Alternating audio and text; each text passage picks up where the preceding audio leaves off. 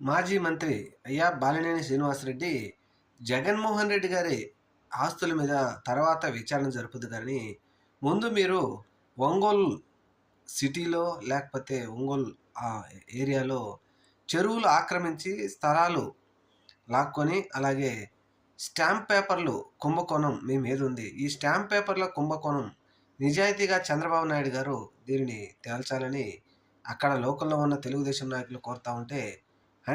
100 stamp papers కుంభకోణం ఏంటో ఆ విషయం తెలిస్తే బాగుంటుంది బాలినేని.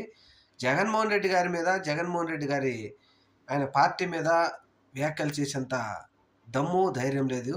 బుద్ధులేని మాటలు మాట్లాడితే బాలినేని గారు మిమ్మల్ని ఒంగోలులో రోడ్ల మీద గుడ్డలిప్పదీసి కొడతారని ఒంగోలుకు సంబంధించిన వైఎస్ఆర్‌సీపీ నాయకులు ఇప్పుడు దుమ్మెత్తిపోస్తున్నారు బాలినేని మీద.